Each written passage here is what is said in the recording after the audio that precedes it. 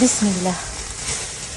Farg'onaga borganmisiz? Chimyonimning tandir somsalarini yeb ko'rganmisiz? Yemaganlar armonda qolmasin deb somsa retsepti bilan bo'lishaman. Iliq sutga milter margarinini eritib solamiz. Tuz hamda un solib qattiqqina xamir qoramiz. Hammaga yoqqan qat-qat somsada ham qavatlari ajralib turishi uchun milter margarinlaridan foydalanaman. Nachinkasiga ham eritib soldim. Tingan xamirdan zuvalalar yesa, yoyib qiymadan solib somsalarni tugib olamiz. Tuxumni chaqib, sarig'idan oqini ajratib, oqini ko'pirtirib olamiz. Somsalarni tekizib, listni orqa tarafiga terib olamiz. Ko'pchilikda kuzatganman. Listni qizdirib olishadi. O'zinglarni qiynab qizdirib o'tirmanglar. Shundoq ham yopishadi. Tuxum sarig'ini surib kunjut sepib pishirish uchun yuboramiz. Usti qotib olguncha somsalar tepaga qarab turadi. Qotib olgach esa listni orqa tarafini ag'darasiz.